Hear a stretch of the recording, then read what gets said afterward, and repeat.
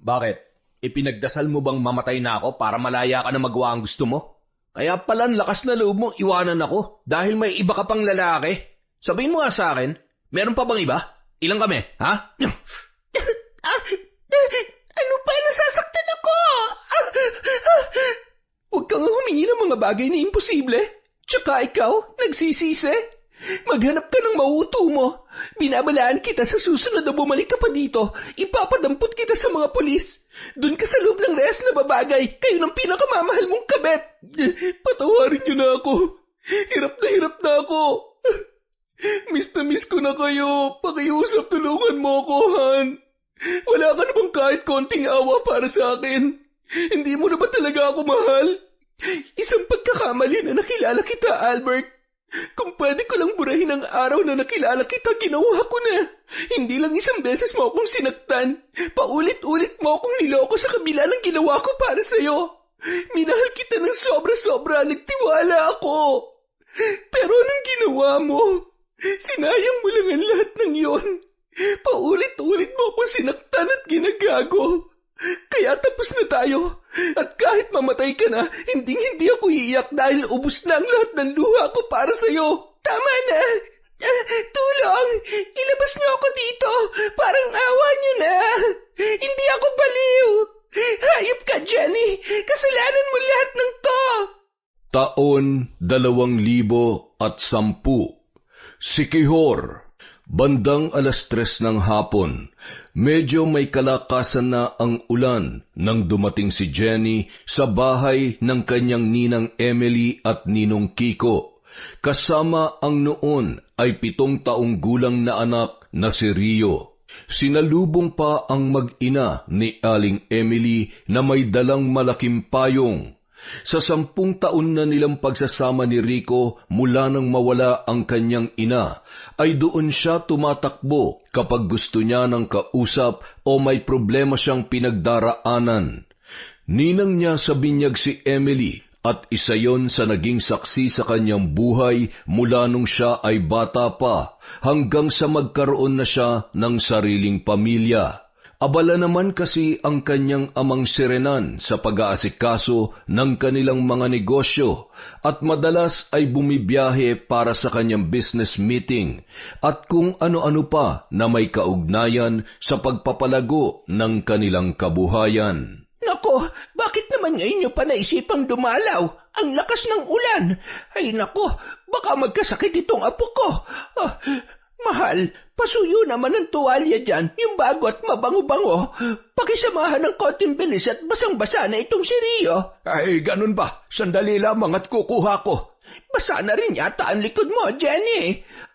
Okay lang po ako, Ninang. Matutuyo rin po ito maya-maya. Mano po pala, biglaan naman ho kasi yung ulan eh. Kanina po pag alis namin, maganda naman ang panahon. Ay. Oh, bakit? Alam mo, ikaw, Jenny, kinakabahan ako sa'yo kapag dumadalaw ka. May problema ba? Nag-away na naman ba kayo ni Albert? Anak, punta ka muna sa lolo Kiko mo. At heto, may dala kong ekstrang damit. Palitan mo yung damit mo, ha? Magpapunas ka ng maayos. Okay po, Mami. Lolo Ninong? Lolo Ninong? Ay, napaka-cute ng apo ko. Ano, kumusta ka? Alam mo, hindi ka pa nagsasalita eh. Basang-basa ko na yung mga mata mo.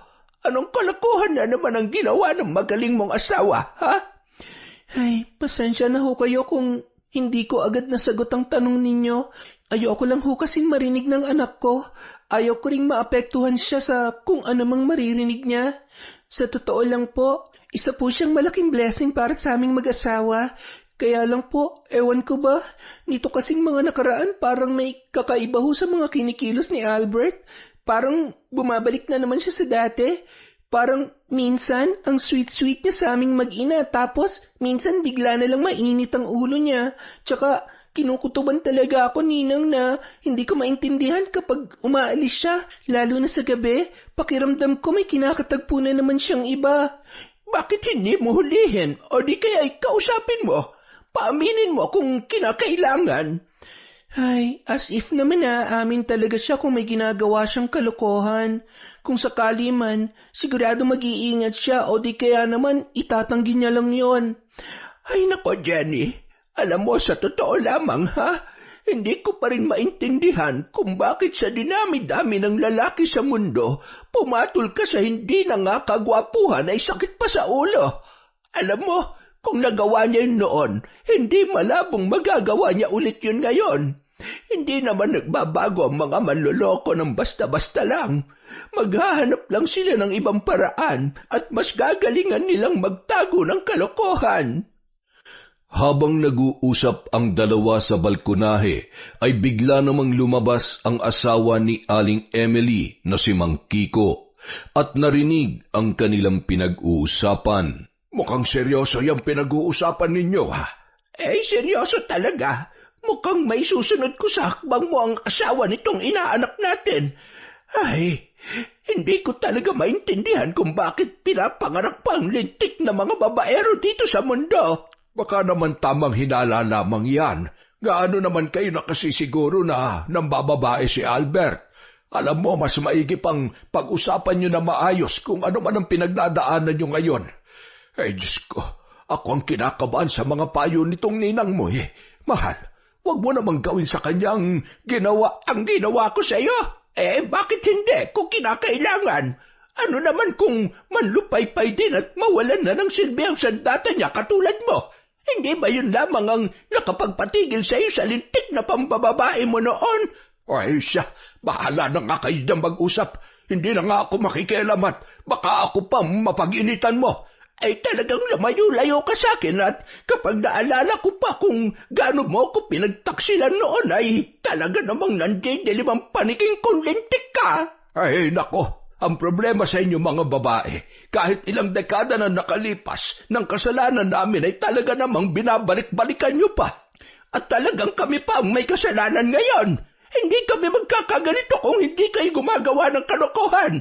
Hindi nyo ba alam kung paano kami minumulto ng mga gabing hindi nyo kami pinapatulog dahil sa sama ng loob? Bantayan mo na lamang na maayos si Rio at huwag ka nang makisawsaw sa usapan namin. Kibit-balikat na lamang na pumasok si Mang Kiko sa kanilang kwarto, kung saan abalang naghahanap si Rio ng palabas na kanyang panonoorin. Patuloy naman sa pagkukwento si Aling Emily kung paano siya pinagtaksilan ni Mang Kiko. Ninang, kalma lang po. Pasensya na, uminit tuloy ang ulo nyo. Ikaw naman, hindi ka pa nasanay sa amin na ninong mo. Isa pa, okay lang naman ako. Matagal ko nang kinalimutan ang mga pagkakamali niya. At saka, dahil sa mga nangyari, may malaki rin akong kasalanan na nagawa. Binarang ko nga siya, hindi ba? Pero doon ko nalaman na tapat ang pagmamahal niya sa akin. Dahil kita mo naman, hanggang sa ngayon ay napanghawakan naman namin ang aming sumpaan. Mag-aaway lamang kami, ngunit hindi naman maghihiwalay. Ay, maiba ko. Halika, sumama ka sa akin dito sa silid kung saan makikita mo kung gaano ginagawang parte na labang ng buhay ng mga lalaki ang pambababae. Agad namang sumunod si Jenny sa kanyang ninang Emily sa nasabing silid, at doon ay bumungad ang isang kandila na may sindi sa gitna ng altar kung saan mayroong iba't ibang garapon na may lamang kung ano-anong mga insekto na wala ng buhay. Kung pagmamasdan ng mga yun ay buong buo pa, maging ang mga galamay kahit matagal nang nakababad sa langis. Pumukaw naman ng atensyon niya ang mga larawan na nakatusok sa iba't ibang parte ng katawan ng isang lumang manika. Nakikita mo bang mga pagbumukang yan? Karamihan sa mga yan ay mga lalaking hindi makontento sa isa. Ang iba naman ay mga lalaking tumakbo sa responsibilidad nila at higit sa lahat ay ang mga mapagsamantala, mga manloloko. Ito naman mga babae, mga walang hiya at makakapal ang muka na manira ng pamilya. Ninang, ano pong nangyari sa mga yan? Pinahirapan ko sila para magtanda. Yung mapangahas at walang pagbabago, yun ang talagang kinakailangan kong tuldukan. Kung minsan naman, depende sa kahilingan ng taong lumalapit sa akin. Basta may sapat na dahilan, hindi ko sila tinatanggihan. Kung gaano kalalim ang sugat, ganoon din ang katumbas na parusa at pasakit. Ay, siguro kahit sino namang mabait kapag nasaktan ay hindi masisisi na umabot sa ganito. Sana nga hindi totoo ang mga hinala ko tungkol kay Albert. Hindi ko naman gugustuhin na kailangan ko pa siyang ipabarang, Ninang. Gusto kong lumaki si Rio na nakikita niya ang halaga ng isang pamilya. Tama ka naman dyan. Huwag kang padalos-dalos sa mga desisyon mo at lalong huwag ka munang magbibitaw ng salita hanggat hindi mo napapatunayan na nambababae o anuman ang kinalolokohan niya ngayon. Pero ihanda mo ang sarili mo sa kung anumang posibilidad. Alam mo naman, madalas hindi tayo pumapalya pagdating sa ating mga hinala. Yun nga pong ikinakatakot ko, Ninang eh. Ganitong-ganito kasi ang naramdaman ko noon nung nambabae siya. Kaya ewan ko ba? Huwag naman sana. Dahil hindi ko na siya bibigyan pa ng isang pagkakataon, Ninang. Hindi na talaga. O siya, pumunta muna tayo sa kusina ng makapagmerienda man lamang.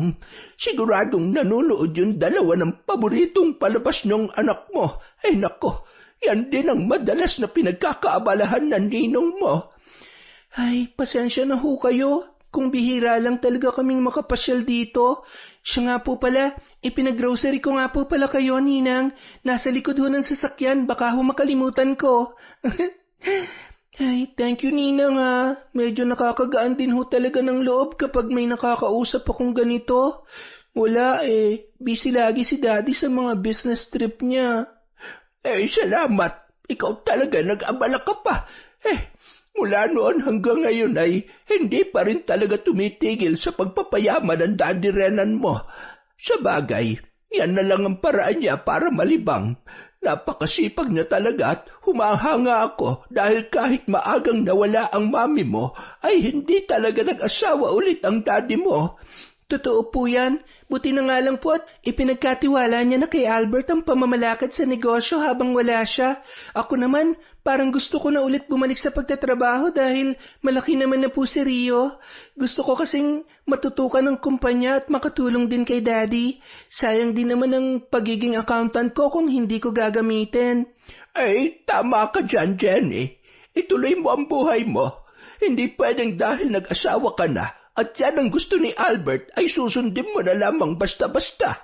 Hindi natin alam kung anong pwede mangyari sa mga susunod na araw, buwan o taon. Huwag mong ikukulong ang buhay mo at pangarap mo para lamang sa lalaki. Kung mahal ka niya, hahayaan ka niyang gawin ang mga bagay na gusto mo at nakasanayan mo. Yun din po ang ikinakatakot ko. Alam niyo naman ho na ayaw niya magtrabaho ko dahil lagi niyang dinadahilan si Rio. Sabi niya nga kailangan ako ng anak namin at kaya niya namang mag-provide para sa amin. Yun ba talagang dahilan niya? O ginagawa niya lamang yan para hindi mo masilip ang mga kalokohan niya? Ay, yan na nga rin po talagang sumasagi sa isip ko eh. Baka mamaya nasa kumpanya lang pala yung umaasa sa asawa ko. Kumilos ka na bago pa mahuli ang lahat. Huwag ka magpapaloko sa asawa mo. Hindi yung katanggap-tanggap. Maupo ka muna. Tatawagin ko yung maglolo sa kwarto. Nagluto kasi ako ng bilo-bilo kanina. Sandali lamang, ha? Ako na hong tatawag sa kanila para makapaghain na kayo. Nakangiti si Jenny na tumungo sa silid kung saan nanonood ng TV sina Mang Kiko at Rio. Ninong, Rio, anak, magmerienda na daw po muna tayo. Nagluto si Lola ng paborito mo. Yay! Nagugutom na po ako. Sakto. Kita mo na. Gutom ka na pala, apo. Sana'y sinabi mo para nabigyan na kita ng pagkain. Okay lang po, Lolo Ninong. Mas masaya po kasing manood kasama kayo eh. Ay nako, talaga namang uunahin ang panonood kesa sa pagkain, anak. Sorry po, Mami. I love you po, Mami. Ang ganda-ganda niyo talaga. Ay sus, Talaga namang babulahin pa si Mami para lang hindi mapagalitan? Matapos magmerienda ang mga yon, ay napasarap pa ang kwentuhan at paglalaro ni Rio at ng kanyang lolo Ninong na si Mang Kiko. Bandang 7:00 na ng gabi nang tumila ang ulan, kaya naisipan na ng mag-ina na umuwi. Anak, uuwi na tayo. Magpaalam ka na kay Lolo Ninong. Baka nasa bahay ng daddy mo. Magwo-worry yun. Hindi pa naman ako nakapagpaalam. Pero Mami, naglalaro pa po kami ni Lolo Ninong. Ay nako, tingnan mo nga naman. Nakasanayan niya ng Lolo Ninong at Lola Ninang. Oo nga po. Yan po kasi madalas na naririnig niyang tawag ko sa inyo. Babalik na lang tayo dito, anak. Baka kasi lumakas pa ang ulan eh. Babay po, Lolo Ninong. Huwag ka na malungkot, Apo. Gagabihin na kasi kayo ng mami mo sa kalsada. Delikado, baka biglang lumakas pa ang ulan. Huwag ka mag-alala, babalik naman daw kayo dito, hindi ba? Tumango-tango na lamang si Rio at mahigpit na yumakap kay Mang Kiko. Pagkatapos ay lumapit na yon sa kanyang mami Jenny. Bahagya pang nakayuko si Rio na tila ba naiiyak. Hinalikan naman yon sa pisngi ng kanyang lola Emily at iginiya na sila palabas ng bahay. Agad naman inabot ni Jenny ang grocery sa kanyang ninang. Kiko, kunin mo nga ito't mabigat. Siya, mag-iingat sa pagmamaneho, Jenny, ha? Kung kailangan mo ng kausap ay nandito lamang ako. Pwede kang pumunta anumang oras. Salamat po, Ninang. Alis na po kami. Ninong, bye po. Mag-iingat din po kayo palagi. Maayos naman ang lagay ng panahon hanggang makarating ang mag-ina sa kanilang bahay. Mahigit 1 oras din ang kanyang dinrive. Tulog na si Rio sa biyahe at halatang napagod sa paglalaro. Nak, gising na. Nandito na tayo. Hindi ka na kayang kargihin ni Mami. Sakto naman lumabas si Albert na bihis, hawak ang susi ng kanyang sasakyan. Oh, Han, nandito na pala kayo. Saan ba kayo galing? Bumisita kami kina Ninong at Ninang. Pasuyo naman sa anak natin, oh. Hindi ko na kayang kargahin eh. Gisingin mo na lang, Han. Puti pa naman tong damit ko. Baka madumihan ng sapatos. Nagmamadali rin kasi ako eh. Malilate na ako sa meeting namin. Bakit naman lagi na lang gabi ka nakikipag-meeting? Oras mo naman yon para sa amin ng anak mo. Napapadalas na yan, ha? O siya, sige. Umalis ka na. Mag-iingat ka at galingan mo. Uy, nagtatampo yata ang misis ko, ah. Sorry na. Hayaan mo bukas, babawi ako sa'yo at sa anak natin, ha? Pakis nga muna. Rio, alis na si Daddy. At agad na pinaarangkada ni Albert ang kanyang sasakyan. Habang nasa biyahe, tawag naman ng tawag si Kim. Si Kim ang dati niyang kasintahan. Matagal na ang naging relasyon nila bago niya pa nakilala si Jenny. Humingi yun ng tulong kay Albert, kaya naman isa yon sa mga bagong staff ng opisina. Ipinakilala niya pa yon bilang pinsan sa HR para agad na matanggap. Hello, baby naman ang kulit mo. Papunta na ako dyan. Okay, bilisan mo naman kasi. Kanina pa ako nagugutom. Sabi ko naman sa'yo, dumiretso ka na lang dito kanina eh. Hindi nga pwede. Kailangan umuwi pa rin ako sa tamang oras. Mas maigi nang nag-iingat. Hindi pwedeng makahalata si Jenny. Ay, oo na. Naiinis na pinatay na lamang ni Kim ang tawag at umupo muna sa sofa. Sabay tiningnan ang sunod-sunod na mensahe mula sa kanyang mga kaibigan na pinadalhan pa siya ng mga larawan na nasa isang bar at nagkakasiyahan. Ay, kung wala lang sana akong trabaho na kailangang atupagin, sana pwede rin akong gumala at sumama sa kanila. Bakit nga ba ako nagpapakahirap sa trabaho kung kaya naman akong buhayin ni Albert? Alam ko na hanggang ngayon, mahal na mahal niya pa rin ako. Gagamitin ko yon para tuluyan na siya mabaliw sa akin at hindi niya na matatanggihan ang kung ano man na hilingin ko sa kanya. Makalipas ang mahigit 30 minutong paghihintay, narinig niya na ang busina ng sasakyan ni Albert sa labas ng tarangkahan. Kahit papano napawi na ang pagkabagot niya, lalo na nang makita ang bitbit nitong pasalubong na pagkain at bulaklak.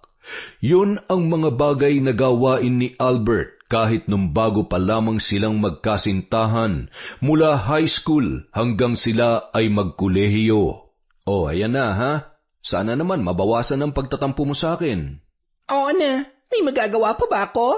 Agad nang pumasok sa loob ng bahay ang dalawa at pansin na pansin pa rin ni Albert ang nakasimangot na muka ni Kim.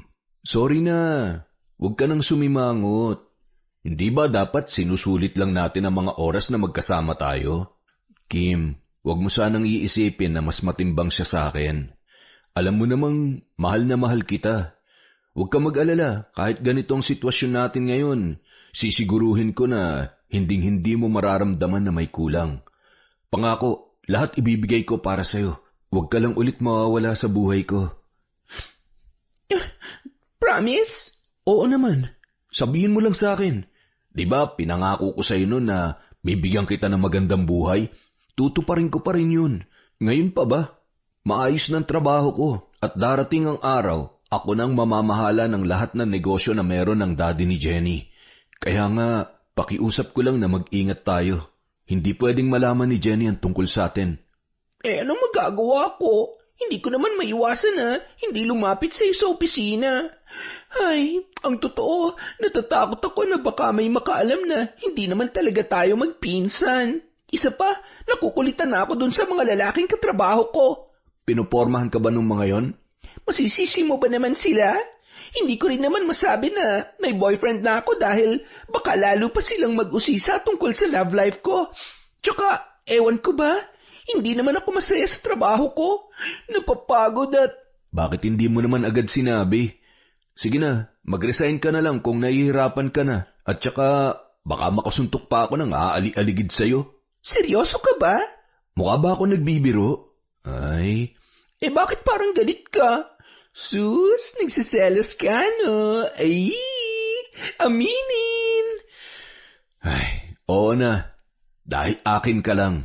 Alam mo namang, hindi ko kayang mawala ka pa ulit sa buhay ko. Mahal na mahal kita. Mahal na mahal din kita, Albert. Huwag ka mag-alala dahil sayo lang din ako. Gagawin kong lahat para maging masaya ka. Halika na, kumain tayo. Gutom na kaya ako. Matapos kumain ay sinulit ng dalawa ang pagkakataong magkasama. Malaya nilang pinagtataksilan si Jenny na wala man lamang bahid ng konsensya. Ang tanging nararamdaman lamang noon ni Albert ay masaya siya sa piling ni Kim. Albert, paano kung isang araw malaman ng asawa mo ang totoo? Anong gagawin mo? Bakit mo naman naisip yan? Nag-iingat ako at nasisiguro ko na ni Katiting ay hinding-hindi siya maghihinala. Tsaka, mahal na mahal kaya ako nun. Kung nagawa niya na akong patawarin noon, magagawa niya pa rin akong patawarin ng paulit-ulit. Kung sabagay, mukha namang napakabait ng Jenny na yon. Ay, hindi ka ba nakukonsensya? Ay, ano ba namang mga tanong yan? Matulog na nga tayo. Binagod mo na nga ako tapos nakaka-stress pa yung mga tanong mo. Ilang oras na lang, kailangan ko na namang umuwi sa mag-ina ko. I love you. I love you too, Albert. Sige na, matulog ka na. Ay, ikaw nang magaling magtago.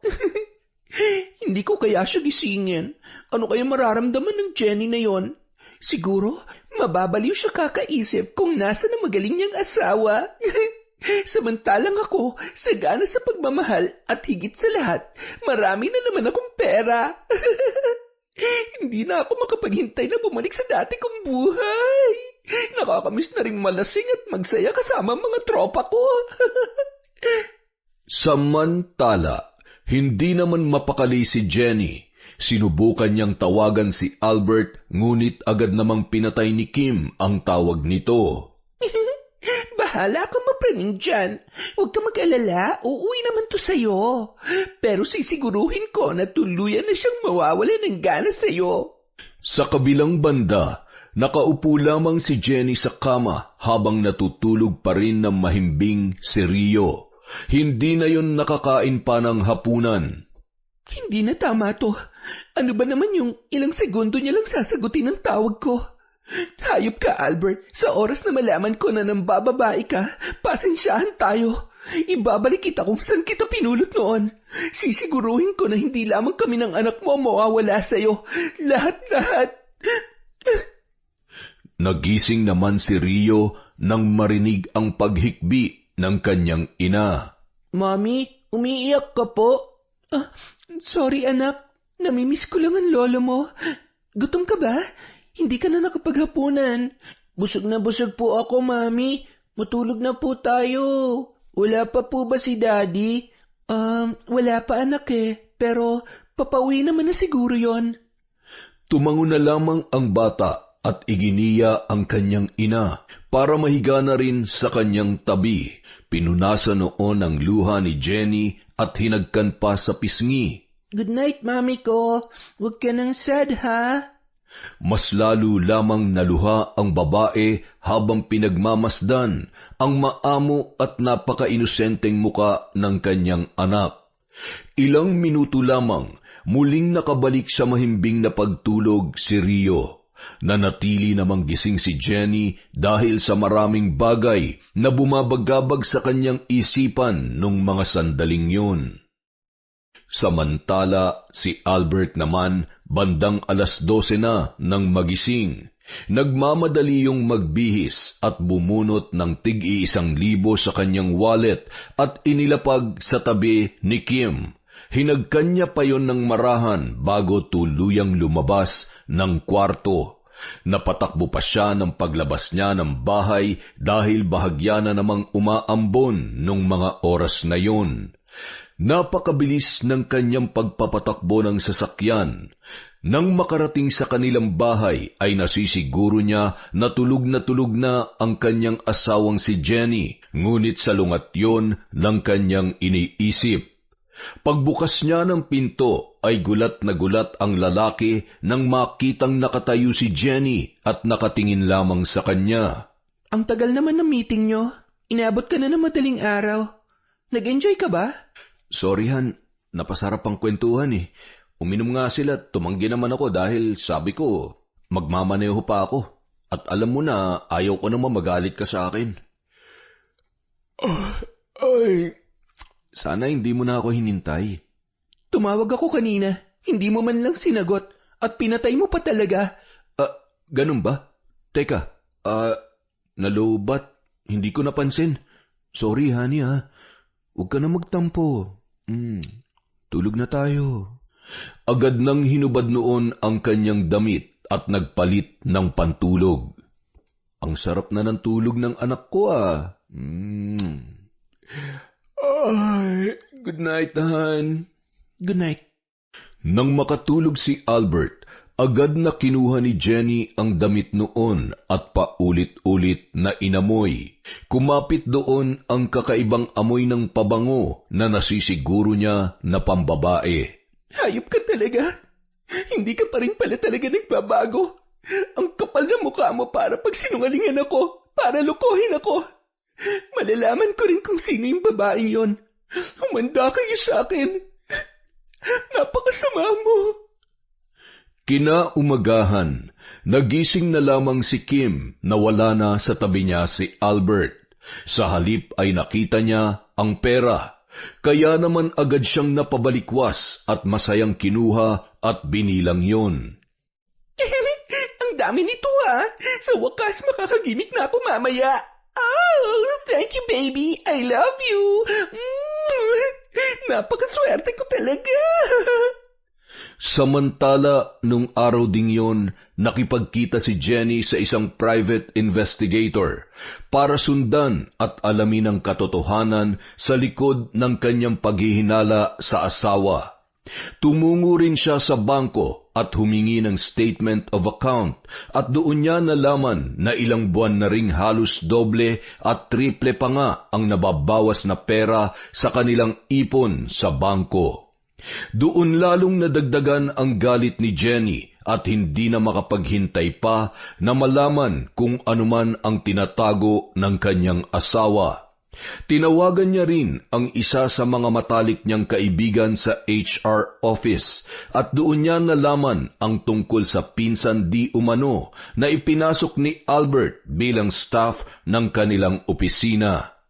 Isang gabi. Bakit hindi ka pa naliligo?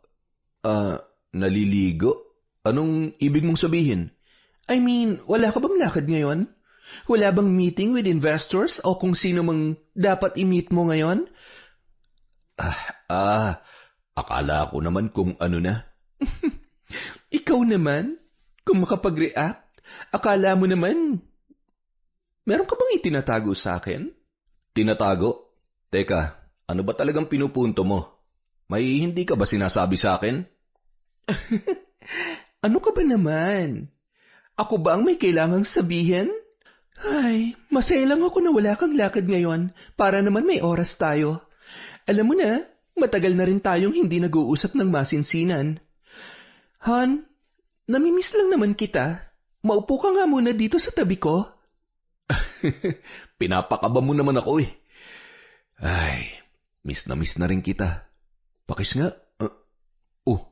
Bakit? Sorry. May naalala lang ako. May itatanong nga pala ako sa'yo. Ano kasi may naikwento sa akin yung head ng HR department tungkol sa pinsan mo na babae na ipinasok mo ng trabaho. Hindi mo nabanggit sa akin yon.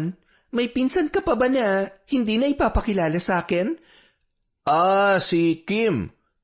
Naikwento pala sa'yo ni Jeff? Siguro sa dami ng ginagawa ko, hindi ko na nasabi sa'yo. Siguro nga. Nasaan na siya ngayon? Balita ko, kare-resign lang daw niya sa trabaho after a few months. Hindi niya ba kinayang kalakaran sa opisina? O ayaw mo lang mapagod ang pinsan mo? Nako, hindi ko alam sa kanya. Alam mo, mas mabuti pa ipakilala ko na lang siya sa'yo para hindi ka na nag-iisip ng kung ano-ano. Actually, malayong pinsan na rin naman yun. Naging close lang kami dahil sa magkaklase kami nung high school. Biglaan lang din yung pagkikita namin at naghahanap nga raw ng trabaho. Kaya ayun. Okay. Sabihin mo sa pinsan mo, pumasyal siya dito. Siyempre, gusto ko rin siyang makilala. O siya, matulog na tayo at may pasok ka pa bukas. Agad na tumayo sa Albert sa kanyang kinauupuan at kapansin-pansin na nabahala ang ekspresyon ng kanyang muka. Napakagaling mo talagang magsinungaling. Akala mo ba kaya mo akong pagtaguan? Hindi ako tanga. Hindi ko nahahayaan pa na lokohin mo ko ng paulit-ulit. Kinaumagahan, pagkaalis pa lamang ni Albert ay agad na tinawagan ni Jenny ang kanyang private investigator. Gusto kong sundan mo siya kahit saan man siya magpunta. At higit sa lahat, alamin mo kung saan siya madalas pumupunta at kung sinong pinupuntahan niya. Copy po, ma'am. Ako na pong bahala. Ilang araw lang ang lumipas, nagulat na lamang si Jenny nang minsang umuwi yun ng medyo maaga at may kasamang babae. Maayos at halatang bagong-bago pa ang suot na damit noon at napakarami ring alahas. Oh, may bisita ka pala. Sana sinabi mo para nakapagluto ako para sa kanya. Come in. Hi, Jenny. Ako yung pinsan ni Albert. Napagkwentuhan niyo raw ako nitong nakaraan. Masaya ako na nagkita na tayo ng personal. Ang ganda mo pala. Salamat, Kim. Masaya rin ako na makilala ka. Agad yun dinala ni Jenny sa kusina. Pasensya na. Kailangan ko magluto habang nagkukwentuhan tayo para naman makapag-dinner ka bago umuwi. Kumakain ka ba ng isda? Sanay ka naman siguro sa mga malalansang pagkain. Sige lang, kahit ano. Hindi naman ako mapili sa... Halata naman. I mean, mukha namang... ganun din si Albert. Walang pinipili. Anong pinagkakaabalahan mo ngayon? Sa ngayon wala pa eh. Naghahanap pa lang ulit ako ng trabaho.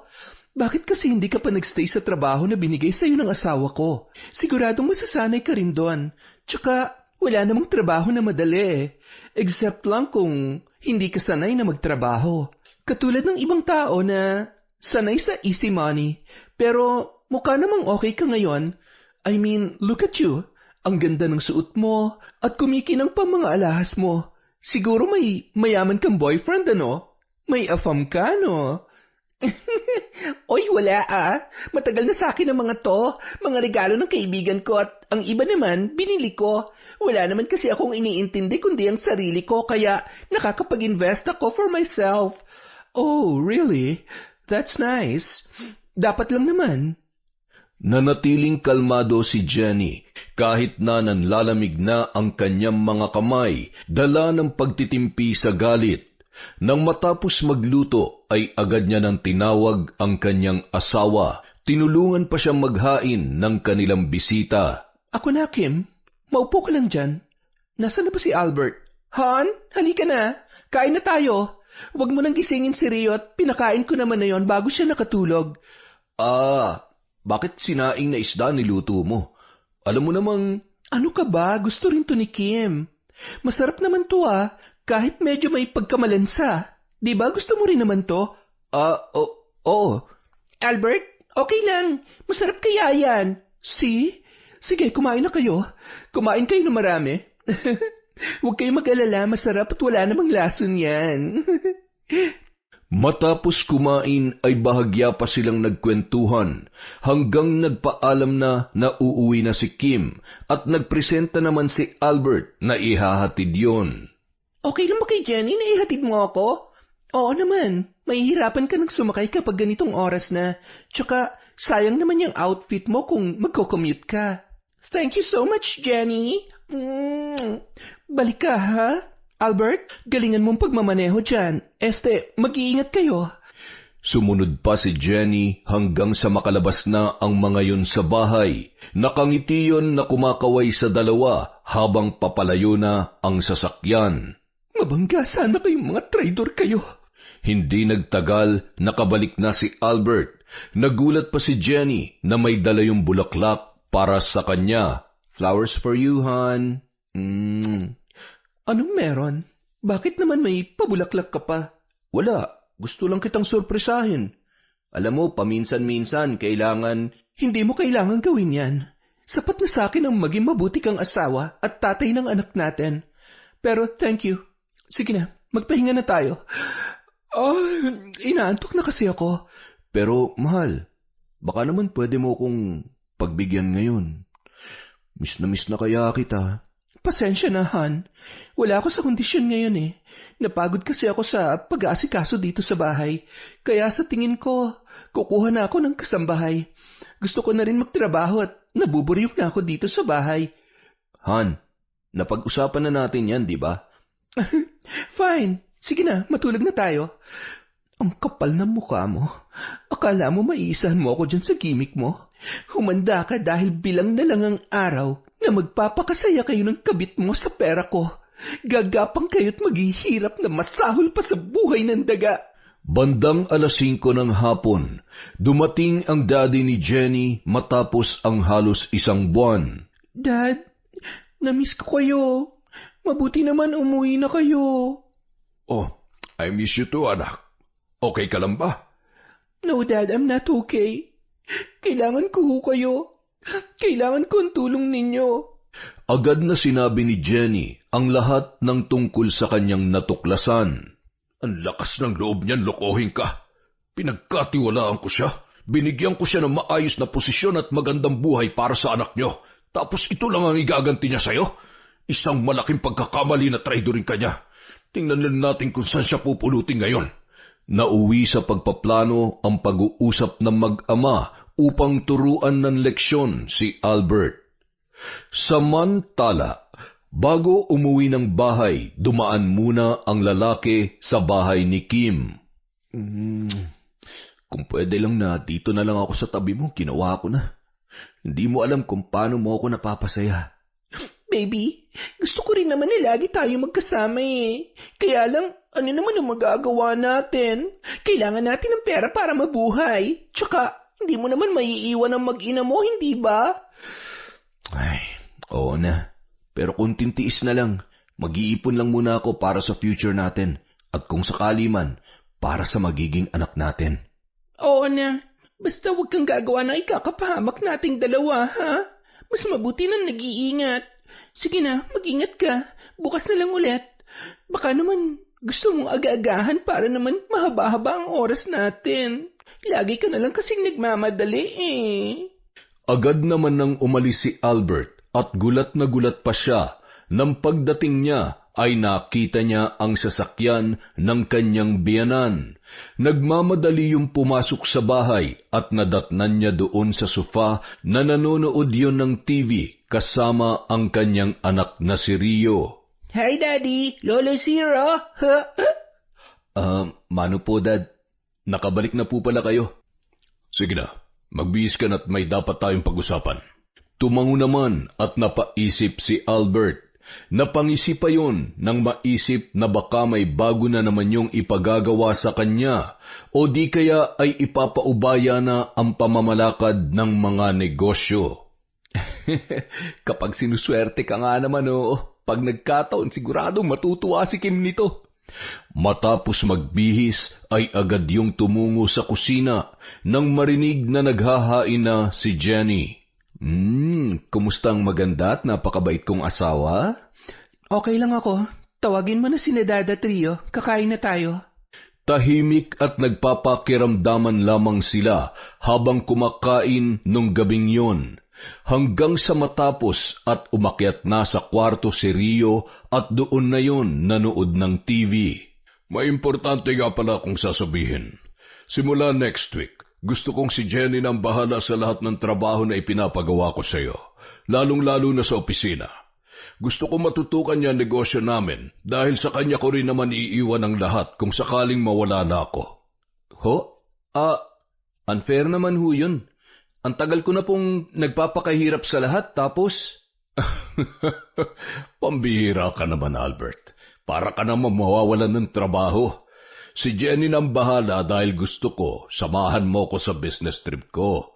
Isa pa, ayaw ko na hanggang dito na lamang sa 4 na sulok ng bahay ang buhay ng anak ko. Pero napagkasunduan ho namin yan ni Jenny. At saka, sino ho mag-aalaga kay Rio? Yun lang ba? Ako magpapasahod sa kahit ilan pang kasambahay na kakailanganin nyo. Hindi nyo ako pwedeng ilayo sa mag-ina ko. Hindi ko kaya na aalis ng matagal at hindi ko sila makikita araw-araw. Ako na lang ho dito sa... It sounds like tinatanggihan mong offer ko. Ayaw mo na ba magtrabaho? Pwede naman. Para naman maranasan mo rin na magtrabaho dito sa loob ng pamamahay nyo at mag-alaga kay Rio. Kayang-kaya mo naman siguro kahit wala kayong katulong. Maghahanap na lamang ako ng ibang assistant para sa aking business trip. Paano? Aalis na ako at gabi na. Nang makaalis ang daddy ni Jenny, ay agad namang kinumpronta ni Albert ang kanyang asawa. Han, ano yun? Wala ka man lang sinabi para tanggihan yung offer ni Dad? Bakit ko naman gagawin yon? Alam mo naman gusto ko nang bumalik sa pagtatrabaho. At saka ayaw mo nun? Si Dad ang magpapasahod sa mga kasambahay, hindi naman ikaw eh. Bakit ako pang gagawin niyang assistant sa mga business trip niya? Bakit hindi na lang ikaw? Pinagkakaisahan niyo ba ako? Albert, nakapag-decide na si Dad at wala ka sa lugar para suwayin siya. Kaya kung gusto mo pa rin ng trabaho, huwag ka na magreklamo. Alam mo Jenny, kung may problema ka sa akin sabihin mo. Huwag mo akong ginagawang tanga at ginagago. Tanga at ginagago? Ano bang problema mo sa akin? Sabihin mo nga. Mahigpit na hinawakan ni Albert sa braso si Jenny habang nanlilisik ang kanyang mga mata. Bitawan mo ako! Ang sabi ko, bitawan mo ako! Wala kang karapatan na saktan ako at higit sa lahat ang lokohin ako. Dahil sino ka ba kung wala ako? Kung hindi dahil sa daddy ko, ha? Anong problema ko sa'yo? Kailangan pa bang ako magsabi? Alam mo kung anong kahiyupan at pagsisinungaling ang paulit-ulit mong ginagawa sa akin. Sa amin ang anak mo. Paano mo nasisikmuraan lahat ng ito? Akala mo ba hindi ko malalaman? Hindi ako tanga. Sinunod ko lahat ng gusto mo. Binitiwan ko ang buhay na nakasanayan ko para lamang sa pamilya natin. Ginawa kong lahat para sa'yo. Pinatawad kita, binigyan kita ng pagkakataon para sa anak natin. Hindi para saktan at lokohin ako ng paulit-ulit. Hindi kita maintindihan. Wala akong ginagawang masamahan. At magsisinungaling ka pa talaga? Ang kapal ng mukha mo. Gusto mo ba makita lahat ng ebidensya ko laban sa'yo? Ayan, kitang-kita sa mga larawan na yan ang pagtataksil mo. Pinsan mo? Nakikipaglaplapan ka sa pinsan mo? Nakakadiri naman. Pinsan mong mukha mo. Kaya pala ang laki ng perang inilalabas mo buwan-buwan dahil may iba kang sinusustentuhan. May inaalagaan ka palang Disney princess. Ang galing. Han, let me explain. Please. Maraming beses ko na narinig sa iyo yan noon. Ano, magsusorry ka? Magpapakamatay ka kapag hiniwalayan kita? Hindi na uubra sa akin yan dahil walang lugar sa bahay na to ang isang sinungaling na tulad mo. Masaya ka sa kabit mo, hindi ba? Mahal mo siya, hindi ba? Pues magsama kayong dalawa. Pero itong tatandaan mo, lahat ng nawala sa iyo ngayon, baliwala pa yan. Dahil sisiguruhin ko na hindi ka na magiging masaya, lalong-lalo ng kabit mo. Ano pang hinihintay mo? Layas! Teka, sandali lang. Hindi mo nga pala pwedeng dalhin ng sasakyan. Wala kang dadaling gamit kundi ang suot mo at yung cellphone mo, balato ko na lang sa'yo. Yung perang nasa wallet mo, limos ko na yan para sa'yo. Napakayabang mo. O di ikaw na anak mayaman. Akala mo ba magmamakaawa ako sa'yo? Gusto mo ba malaman ng totoo? Hindi kita mahal. At oo, ginamit lang kita. Ano? Masakit ba? Hayop ka! Hindi kita mapapatawad! Lumayas ka! Layas!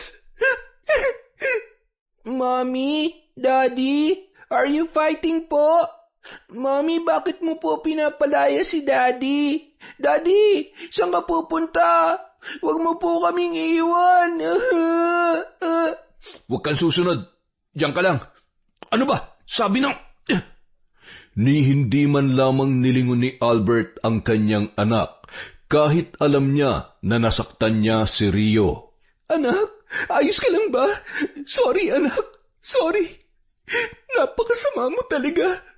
Pagsisisihan mong lahat ng ito. Mami, saan pupunta si Daddy? Bakit bad na siya, Mami? Balang araw, mauunawaan mo rin ang lahat, anak. Huwag ka nang umiyak. Basta kahit anong mangyari, mahal na mahal ka ni Mami. Hindi kita iiwan. Tandaan mo yan. Sa kabilang dako naman, gulat na gulat si Kim nang biglang dumating si Albert. Agad niyang napansin na wala ang sasakyan noon. Ano bang nangyari? Nasaan yung kotse mo? Nasiraan ka ba? Pwede ba? Patuloyin mo nga muna ako. Stress na stress ako. Pagod at... Ay, buisit. Buisit? Ang alin? Ano ba nangyari? Huwag mo sabihin na... Oo, alam na ni Jenny ang tungkol sa atin. Pinagkaisahan nila ako ng daddy niya. Wala na akong trabaho, kotse at gamit.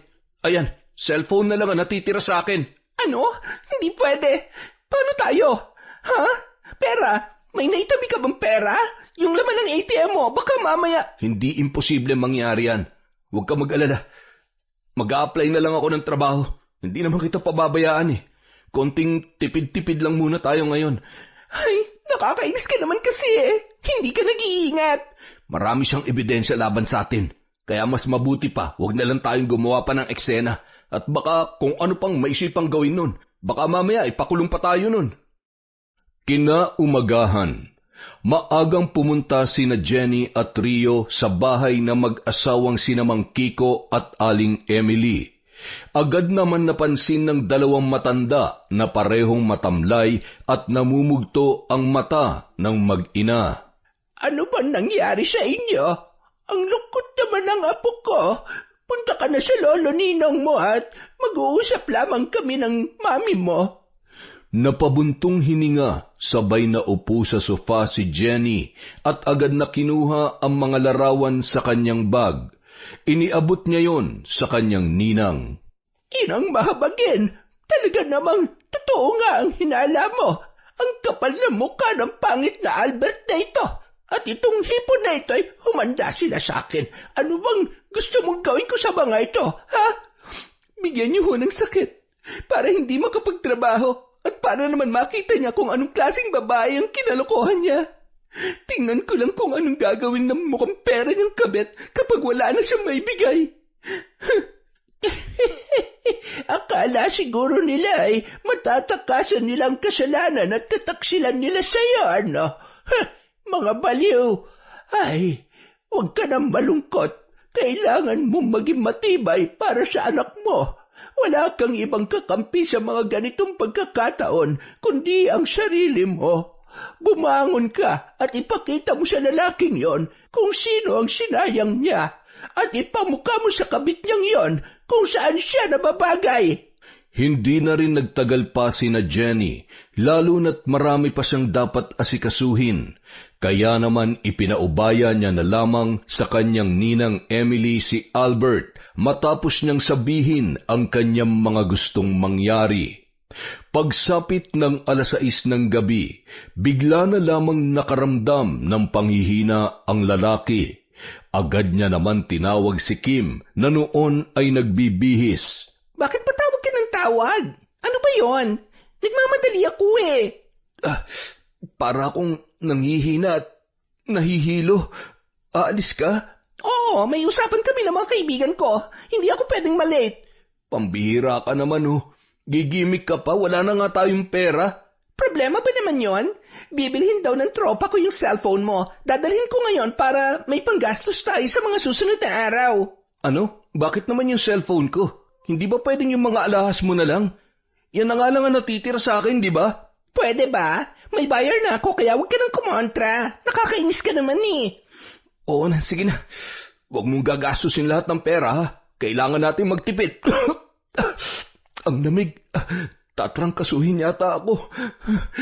O yan, may gamot pa yata dyan. Alagaan mo sarili mo. Hindi ako si Jenny at lalong hindi mo ako yaya, ha? Bye! Kim! Sandali! Kim! Bahala ka na sa buhay mo. Nakakainis ka. Makalipas ang 1 linggo, lalo lamang lumubha ang karamdaman ni Albert.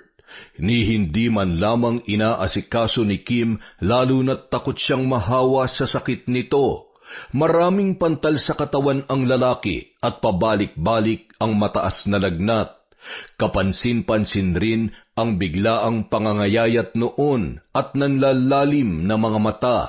Hindi na rin yun makatulog dahil hindi man lamang dinadalaw ng antok. Hindi ko na kaya. Kim, dalhin mo na ako sa ospital. Maawa ka naman sa akin. Ano ba? Saan naman ako kukuha ng pampa-ospital sa'yo? May pera ka ba?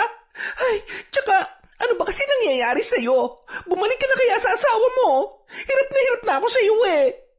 Pambihira ka naman Dahil wala na akong pera, ganyan ka na sa akin. Minahal mo lang ba ako dahil sa pera? Yun lang ba dahilan kung bakit ka nakipagbalikan sa akin? Ano naman ang masama doon? Sino ba naman ang ayaw sa pera? Tsaka, wala naman talaga ako magagawa para sa iyo eh. Wala naman akong trabaho. At tsaka, wala akong kapera-pera. Sinangla ko na nga yung ilang mga alas ko, di ba? Nagagawa mo ngang gumimik tapos hindi mo man lang ako mapatingnan sa doktor? Pwede ba? Huwag mo akong pinagtataasan ng boses. Ay, huwag ka mag-alala. Gagawa ako ng paraan para mapagamot ka. Nung sumunod na araw, nagsisisigaw si Kim sa labas ng tarangkahan ng bahay ni Jenny. Nang una ay hindi niya na lamang pinansin yun, hanggang sa narindi na siya at matapang na hinarap ang kabit ng kanyang asawa. Wala na bang mas makapal pa sa pagmumukha mo? Talagang nagawa mo pa magpakita dito pagkatapos ng mga nangyari? Jenny, alam kong galit ka. Sorry, pero makinig ka muna sa akin. Kailangan ka ni Albert. Malala ang lagay niya ngayon. Kailangan niyang madala sa ospital pero wala naman akong pera eh. Nagpapatawa ka ba? Gusto mo ba magbigay pa ako ng pera para maipagamot ang lalaking nanloko sa akin? At ikaw pa talagang... Grabe, bagay na bagay nga kayo. Mga mukhang pera. Wala ka man ng konting delikadesa dyan sa katawan mo. Maganda ka nga pero mukhang walang laman yung utak mo. Umalis ka na. Jenny, pakiusap naman. Maawa ka naman kay Albert. Asawa mo pa rin siya. Ano bang hindi malinaw sa sinabi ko? Ang sabi ko, umalis ka na. Aray, kailangan mo ba talaga ako itulak? Kulang pa sa iyo yan. Pero wala akong oras para makipag-away sa babaeng katulad mo. Lalo na't dahil lamang sa walang kwentang lalaki na katulad ni Albert. Huwag ka nang babalik dito. Naintindihan mo? Gasgas ang tuhod at may bangas sa siko nang umuwi yun sa kanilang bahay. Pinaghahampas niya ng bag si Albert. Ano ba? Bakit ka ba nananakit? Yan, tingnan mo. Kita mo mga yan? Kagagawan to ng asawa mo. Nakiusap lang naman ako sa kanya na tulungan ka. Pwiset! Bakit mo ginawa yun? Ano ka ba naman? Hindi ka ba nag-iisip? Ano akala mo sa akin, Bobo? Hindi mo ba nakikita? Dumidiskarte lang ako para sa atin. Para maipagamot ka. Yun ba talagang dahilan o gusto mong pagkakitaan pati itong lagay ko ngayon? Alam mo, sumusobra ka na eh. Paano mo nagagawa sa akin to? Ikaw pa may gana magalit? Hindi mo ba narinig yung sinabi ko? Gusto lang kitang tulungan. Kasi wala akong pera. Wala akong pampagamot sa'yo. Pero kung ako pang masama dito, di bahala ka na sa buhay mo. Alagaan mo mag-isa ang sarili mo. Kim, saan ka pupunta? Sandali. Huwag mo akong iwan dito. Kailangan kita. Kim, bumalik ka dito! Gumapang na lamang sa sahig si Albert hanggang sa may nahingan yon ng tulong. Abay, hindi biro ang lagay mo ngayon. Alam mo, may kakilala akong magaling na albularyo. Huwag ka mag-alala, papupuntahin ko siya dito. Maraming salamat po sa tulong ninyo. Hirap na po talaga ako, Manong. Pakiramdam ko po, hindi na ako magtatagal. Matapos matingnan ng albularyo si Albert ay nakumpirma nila na isinumpa at pinapahirapan nga siya ng isang mabagsik na mambabarang. Huwag kang mag-alala. Hindi naman gaano malakas ang sumpa na nakakabit sa'yo. Pero hindi natin hawak ang isip niya at ng tao nag-utos sa kanya para gawin sa'yo ito. Ano ang kailangan kong gawin para tuluyan akong gumaling sa sakit na ito? Hanggat maaari sana'y makuha mo ang kapatawaran mula sa taong nasaktan mo. Ang galit ang siyang nagpapalakas ng sumpa. Sumpa na maaari din magdulot ng kamatayan. Marami na ring namatay dahil sa barang. Bagay na sana ay hindi mo maranasan. Makalipas ang 3 araw na gamutan, nakaramdam ng lakas ng pangangatawan si Albert, kaya naman naglakas loob siyang magpakita kay Jenny. Jenny, papasukin mo ako, Han. Mag-usap tayo. Patawarin niyo na ako. Agad namang lumabas ang kanyang asawa at ngumisi nang makita ang nagmamakaawa na si Albert sa harap ng tarangkahan. Buhay ka pa pala? Ano ba't nanggugulo ka na naman? Wala ka ba magawa? Wala ka ng pera? Kaya gusto mo nang bumalik? Pinagsisisihan ko ng lahat. Kung talagang hindi mo na ako patatawarin, maiintindihan ko naman. Pero wag mo na sana akong ipabarang. Nagsisisi na ako. Magulo ang isip na umalis ang lalaki. Labis ang kanyang pagsisisi dahil sa kanyang mga nagawa. Inisip niya rin ng mga sandaling yon kung saan niya makikita si Kim matapos siyang layasan nito, hanggang sa maalala niya ang bahay ng mga magulang ng babae. Pinuntahan niya yon at hindi niya inaasahan ang kanyang nadatnan. Ano ba? Nakikiliti ako. Hayop ka? Sino ka, ha? Papatayin kita! Ay, tama na po. Hindi po ako lalaban. Agad na tumakbo ang lalaki dahil sa sobrang takot. Nagmamadali naman na nagtabing ng kumot si Kim at galit na nakatitig kay Albert. Ano bang ginagawa mo dito? Napakalandi mong hayop ka. Ano ba? Wala kang karapatang saktan ako. Hindi mo ako pagmamayari. Ano ba kasing ginagawa mo dito? Tsaka, paanong magaling ka na? Bakit? Ipinagdasal mo bang mamatay na ako para malaya kang magawa ang gusto mo? Kaya pala lakas na loob mong iwanan ako dahil may iba ka pang lalaki. Sabihin mo nga sa akin, meron pa bang iba? Ilang kami, ha? Ano ba? Nasasaktan ako. Akin ka lang, Kim. Akin ka lang. Ano ba? Bitiwan mo nga ako. Nasasaktan ako. Hayop ka. Malakas na suntok ang pinakawalan ni Albert sa muka at sa sikmura ng kanyang kabit.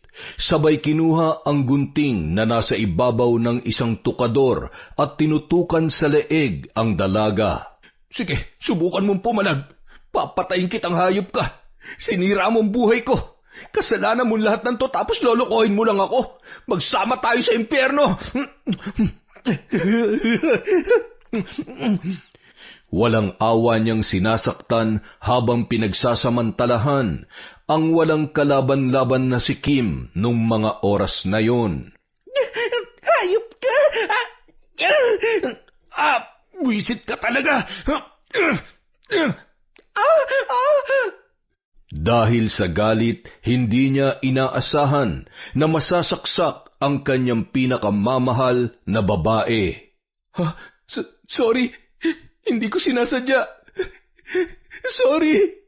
Si Albert din ang mismong humingi ng tulong para madala sa ospital si Kim at sumuko na rin siya sa mga pulis at inilahad ang buong pangyayari. Nakarating naman ang mga nangyari kay Jenny. Napangisi lamang siya at agad na umalis para puntahan si Kim sa ospital. Anong ginagawa mo dito? Masaya ka na? Nakaganti ka na sa lahat ng kasalanan ko sa'yo? Ops, wala akong sinasabing ganyan. Kinukumpirma ko lang kung maayos na ang lagay mo. Ano ba talagang sadya mo? Kung nandito ka para sumbatan o insultuhin ako, umalis ka na lang. Lalo na kung nandito ka para sabihin sa akin na bawiin ko ang kaso laban sa demonyo mong asawa. Demonyo pala eh. Bakit mo pinatulan? Hay, sure ka ba na hindi mo iatras ang kaso kahit pabigyan kita ng malaking halaga? 500,000. 1 million. Ayaw mo? 1 million? Kapalit ng... Seryoso ka ba? My God, ibang klase talagang mukhang perang to. Kanina lang gusto mo na akong ipagtulakan. Ngayon naman may ino-offer akong pera, nanlaki agad ang mata mo. Sorry, hindi ko gagawin yon. Wala naman na akong pakialam sa kanya kahit mabulok na siya sa kulungan. Gusto ko nga yun eh. Actually, nandito ako para makita mismo ng dalawa kong mga mata kung paano ka nakakarma ngayon. Hindi ka magiging masaya at gusto kong malaman mo na nag-uumpisa pa lang akong maningil. Bye! Impacta ka! Bumalik ka dito! Papatayin kita! Kung magagawa mo pa. Pagkagaling kay Jenny sa ospital, tumuloy naman siya sa kanyang ninang Emily. Salamat naman at nakakangiti ka na. Anong balita? Nakulong na ho si Albert at nasa ospital naman ang kabit niya. Talaga? Bakit? Ano nangyari? Ano pa nga ba? Ni-rape daw niya at muntik niya nang mapatay ang kabit niya. Nahuli raw kasing may kasamang ibang lalaki. Yun pala ang gusto niyang babae, yung manloloko na tulad niya. Bagay na bagay sila. Biruin niyo, hindi pa man din tayo tapos sa kanila eh. Nauna na silang siningil ng sarili nilang karma. Buti nga sa kanila. Tama lang yan. Ang kakapal ng mga muka at nakakahiyayang asawa mo. Wala nang ginawang tama. Ay nako. Konting tiis na lamang, Ninang, dahil inaasikaso ko ng annulment namin. Hindi na ako makapaghintay na makalaya sa walang kwenta kong asawa. Ano ng plano mo dun sa babae? Itutuloy pa rin ba natin ang gusto mong gawin sa kanya? Siyempre naman po, Ninang. Ngayon pa ba tayo titigil? Wala silang karapatan na maging malaya sa kasalanan nila sa akin. Naging masama na rin naman ako dahil sa kanila eh. Lulubos-lubusin ko na. Akala siguro ni Albert ay malaya na siya sa sumpa. Hindi niya alam na simula pa lamang yon. Ano na naman yung pinaplano niyong magninang, ha?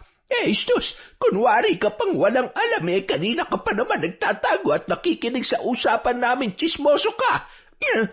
Aray, nagtatanong lang naman Masyado ka naman mapanakit. Nako, hindi ka pa nasanay, ganyan naman ako maglambing sa'yo. Pero hindi nga, nasaktan ka ba talaga? Patingin nga ako. Hinalikan mo pa magpapasarin naman yan. Ayan, dito naman sa kabila para pantay. Ano, may reklamo ka pa? Wala na nga. Pakis nga ulit. Ay, grabe naman kayo sa akin, Ninang. Iniinggit niyo talaga ako eh. Huwag ka mag-alala, iha. Pasasaan ba't balang araw ay makakatagpo ka rin ng lalaking para sa'yo talaga. Hindi mo kailangan magmadali. Hindi mo kailangang hilingin dahil kapag para sa'yo, darating yan sa tamang panahon at pagkakataon. Halika na, pumunta na tayo sa silid at nang maisagawa na natin ang ritual. Tahimik lamang sa isang tabi na pinapanood ni Jenny ang pambabarang ng kanyang ninang Emily kina Albert at Kim. Kinikilabutan man siya sa bawat salitang inuusal ng matanda, ay tiniis niya na lamang yun hanggang sa tuluyan ng matapos.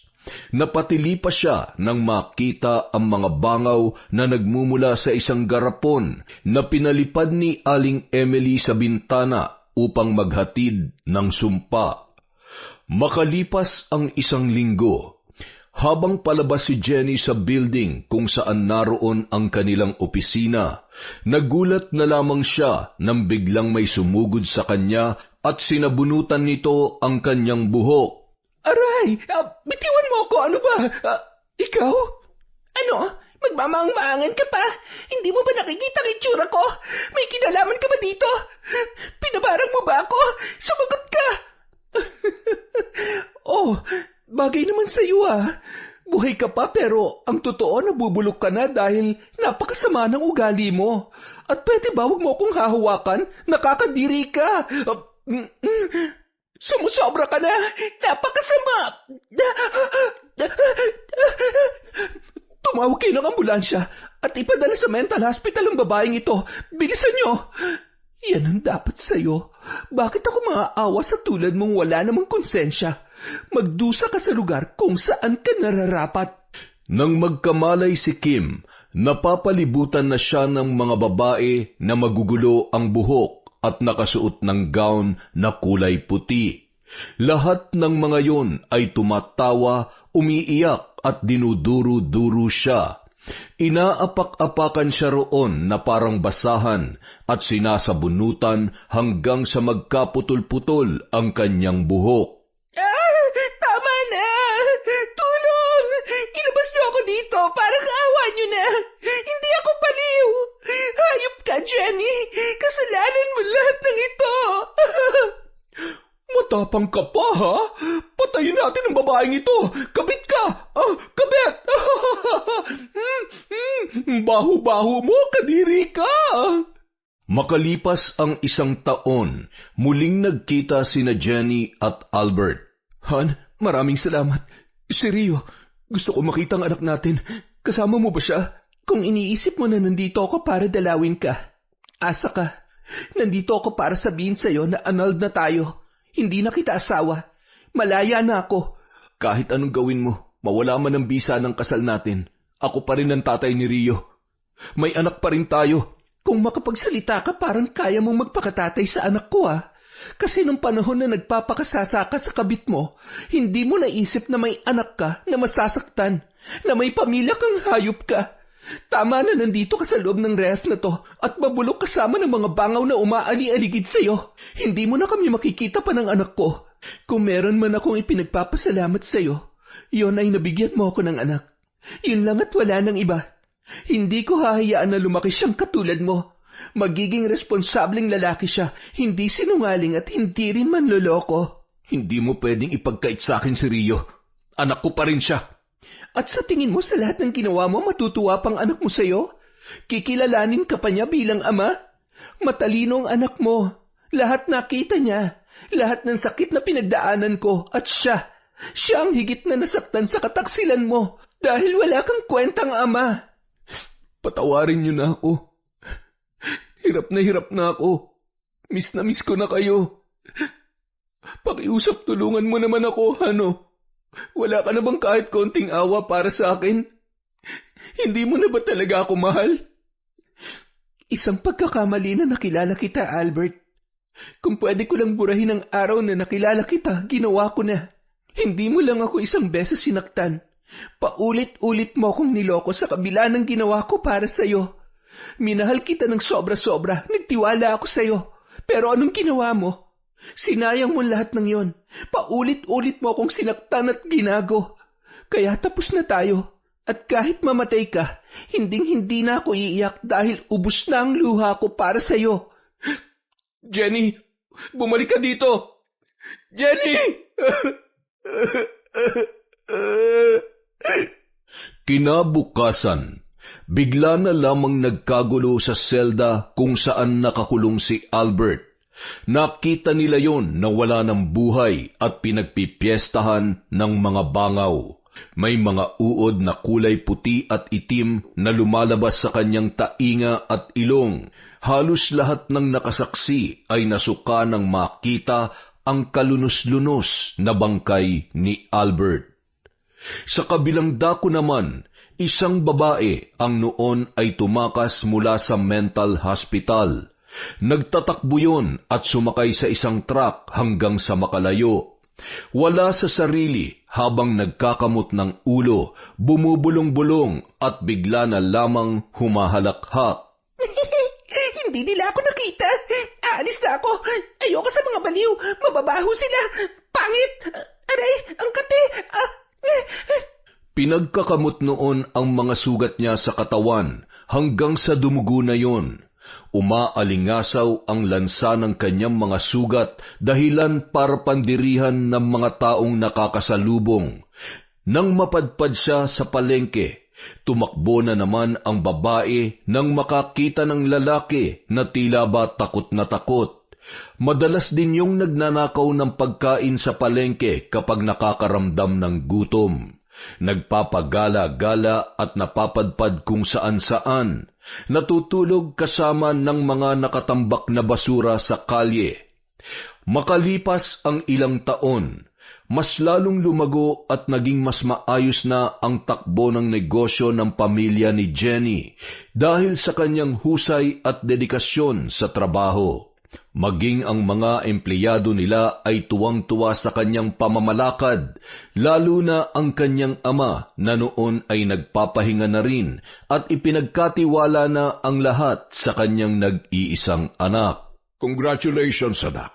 Sobrang ipinagmamalaki kita.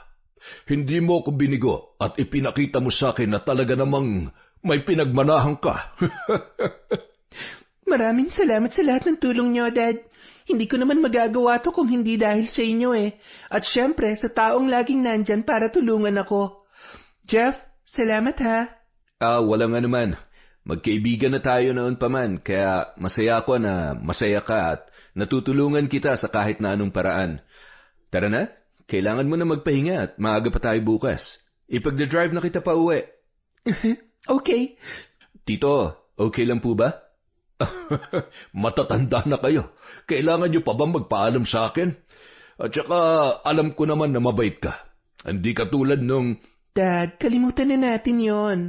Tapos na tayo dyan. Umuwi na rin ho kayo.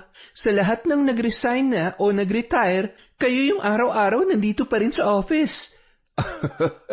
Masaya lamang ako nakikita ko ang mga empleyado natin sa araw-araw. Alam mo naman na pamilya na ang trato natin sa kanila. Oh, sige po. Mag-iingat po kayo sa pagmamaneho pag-uwi, ha? Bye, Dad. I love you. I love you too, anak. Jeff, alagaan mo yan, ha? Yes, Tito. Masayang nagkukwentuhan ang dalawa habang nasa biyahe. Panay naman ang iwas ni Jenny sa mga pasaring ni Jeff sa kanya. Batid niya kasi na nahuhulog na rin ang loob nito sa kanya. Nang makarating sa bahay ay agad naman silang sinalubong ni Rio at nang makapasok na sa loob si Jenny ay agad niyang kinausap si Jeff. Kahit hindi niyo po sabihin, alam ko po na may gusto kayo sa mami ko. Masaya na po siya ngayon. Kaya ko rin po siyang alagaan. Kaya kung sasaktan niyo lang po siya katulad ni Daddy, huwag niyo na lang pong ligawan si mami. Ayoko pong makita siyang nasasaktan ng iba. Ayoko na po siyang makitang umiiyak nang dahil lamang sa lalaki. Alam kong mahirap paniwalaan ng salita pero noon pa man, dalaga pa ang mami mo, mahal ko na siya. Hindi lang ako nagkaroon ng pagkakataon dahil naunahan ako ng daddy mo. Mahal ko siya, mahal na mahal. Gusto ko lang din maging masaya siya lalo at patunayan sa kanya na hindi lahat ng lalaki manloloko at sasaktan lamang siya. Naiintindihan ko po. Basta kapag pinaiyak niyo si mami, hindi ko po kayo mapapatawad. Kaya sana alagaan niyo siya. At kung sakali man, huwag niyo po siyang sasaktan, Tito Jeff. Promise yan, Rio. Bahagya pang niyakap ni Jeff ang nagbibinata ng anak ni Jenny na si Rio. Natuwa siya na makita kung gaano nito kamahal ang kanyang ina. Makalipas ang isang buwan. Ilang beses ko bang sasabihin sa'yo, Jeff? Masaya naman tayo bilang magkaibigan. Kapag naging tayo at hindi tayo nagkasundo, mauuwi sa hiwalayan? Masasaktan lang tayo. Isa pa, alam mo naman kung gaano kalala ang trust issues ko. Gusto mo bang mag-suffer dahil sa trauma ng nakaraan ko? Hay, yan ba talaga ang dahilan or hindi mo lang talaga ako kayang mahalin? Mahal mo pa rin ba siya hanggang ngayon? Jeff naman. Oo na, I understand. Mula ngayon, hindi na kita kukulitin. Baka mas mabuting lumayo na lang ako para hindi na ako nasasaktan at umaasa pa. Alam ko namang hindi ko mapapalitan sa buhay mo si Albert dahil siya ang tatay ng anak mo. Sige, mauna na ako. Good night, Jenny. Jeff, hoy! Ano ba? Bakit? Hindi mo naman ako mahal, di ba? Bakit mo pa ako pinipigilan? Sorry, hindi naman sa hindi kita mahal. Natatakot lang talaga ako. Natatakot? Bakit? Hindi ka ba naniniwala sa akin? Pangit ba ako? Hindi ba ako kamahal-mahal? Huwag ka nang maarte. Oo na. Mahal din naman kita eh. Ano ba yan? Teka, hinalikan mo ko? Hindi. Bakit? Ayaw mo ba? Kalimutan mo na lang. I love you, Jenny. Masayang-masaya ako kung alam mo lang. Pinahirapan mo pa ako, mahal mo rin naman pala ako. Hay, sinubukan lang naman kita. Sumuko ka na agad. Nakakainis ka. Kanina yon, pero ngayon, hindi na. Wala nang atrasan to. Hindi na ako makakapayag na mapunta ka pa sa iba. Huwag ka mag-alala. Hindi kita sasaktan. Mamahalin kita. Kayo ng anak mo at magiging anak natin. Bukas na bukas din, magpapaalam na ako sa dad mo. Magpapaalam? Para saan? Para magpakasal na tayo. Ano ka ba? Kasal agad? Huwag ka magmadali. Hindi naman kita tatakbuhan eh. Isang araw, isinama ni Jenny si Jeff sa bahay ng kanyang ninang at ninong. Ay, Kiko, tingnan mo, may kasamang inaanak natin. Ang pogi, Oo nga, no. Pero mas pogi ako dyan. Oo naman. Patingin nga. Ay, malayo. Maligo ka nga muna at hamak na mas gwapo naman sa'yo yan. Grabe ka naman. Ninang, Ninong, Mano po. Si Jeff po pala, boyfriend ko. Hello, Pogi. Jeff. Kita mo yung ninang mo. Nakakita lamang ng pogi nakalimutan ng nandito ako. Pero pag ako nagganyan ay sigurado malaking gulo yan. Huwag ka na nagre-reklamo at hindi naaayon sa'yo. Siya, Jenny, ganito dapat pumili, mukhang tao, mabait at mabango. Pero huwag mong sasaktan tong inaanak ko. Kung hindi ay sisirain ko yung gwapo mong pagmumuka. Huwag po kayo mag-alala. Gwapo lang po ako pero hindi po ako manloloko. Karamihan po sa mga manloloko ngayon ay yung mga pangit pa. Huwag po kayo mag-alala. Kapag nagloko to, ibabalato ko siya sa inyo, Ninang. Jenny naman, sa'yo na lang yan. Akin lang to ninang mo na mahal ko. Pakis nga. Mamaya na. Ipagtimpla mo muna ng kapitong Pogi at ang inaanak natin. Ay, naku. Yun, isa na naman pong malupit na kwento mula sa kwentong Enteng. Magandang araw po ng Sabado sa inyong lahat. Magpahinga po tayo at mag-iingat sa bagyo, lampas naman na. Maraming salamat po dahil dyan meron tayong shout out.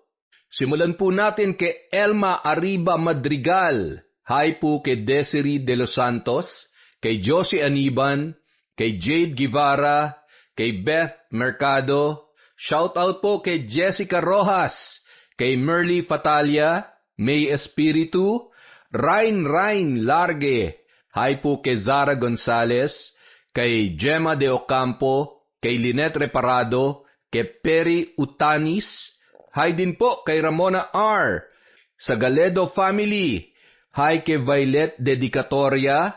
Magpagaling po kayo. Prayers po para sa family nyo. Hi din po kay Rai, kay Ami Viray. Shout out kay Vilma Bautista, kay Resel Galope, kay Vicky Abut. Hello po kay Gay Somojo, kay Ashley Domingo, Maria Lina Kagawa, Hilario Patra Jasmine. Hi po kay Aisha Makalindong. Hello kay Annie Plaza from Hong Kong. Hi kay Corazon Cacalda, kay Kimpoy Feliciano. Hi kay Mira from Batangas, kay Vilma Bautista, Angelina Ignacio, Crishea De Leon, Nena Diones. Hi po kay Arlene Alarte, kay Kim Seika. Hello po kay Nene ng Sitio Itaas Muzon, Taytay Rizal. Hello din po kay Tessie Alvarez, kay Arian Aquino na everyday nakikinig sa atin from Tolits Agri Farm. Hello din po kay Normia Badawi, kay Febe Ranyada, kay Filipina Palsario, Basic Anatomy, kay Karen Aquino, kay Robert Crimen, kay Jenny V. Suco. Hello po kay Edgardo Fontanilla, kay Jana Lopez Bachansila. Hello po kay Susan Manalo, kay Doris Estander. Shout out po kay Belen Baladhay, kay Emeline Makalundang, kay Lady Dam. Hi kay Alicia Laurio, kay Carolina Silorio, kay Jair Goles, kay M. Rose OFW.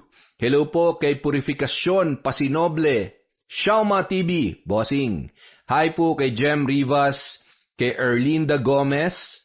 Hi kay Nomer, kay Michael, kay Ram, kay Veronica, kay Jane, kay Lani, kay Trisha, kay Gab, Carmela, Santi of Madrid, Spain, from Leia Gawaran. Maraming salamat po sa inyo. Hi po kay Cliven Dubalan, kay Virgil Latore, Raquel Solomon, Elizabeth Dungka. Hi kay Chander de Guzman, kay Alma Naong. Shout out po sa mga Marites ng Santa Maria, Bulacan, from Asher Guzman. Hello po kay Merly Amistad, kay Mary Ann Rivera, from Larry Gumangan. Ingat po kayo dyan sa UAE, bossing. Mabuhay po kayo. Hi po kay Meng Paraton, kay Mirna Lampasa, kay Michael Del Rosario, kay Mari Del Rosario, from Lucy Buendia. Hello din po kay Jocelyn Murilla, kay Arvin John Gervas, kay Alma Nolasco, kay Josephine Marcaida. Hello kay Nelia Badidles, kay Aisha Babe. Hi kay Joy Yatutab. Hello din po kay Chantal Vlogs, kay Emma Dumato, Jinky Perez, Ella Heda. Hello kay Camille Labordo. Hi kay Roberto Grefalja sa Grefalja at Imperial Family from Maria Grace, Grefalja. Hello po kay Lynn Kaunes, Cleo Abalos, kay Jessie, Sayan, Andrea, Alges, Jason at Jefferson from Jessica Sabremonte. Hello po kay Arlene Castro Ramos at kay Mercy Aninyon. Sa mga hindi po natin nabanggit, marami pa po tayong video na darating. Maraming salamat po mula sa Kwentong Enteng!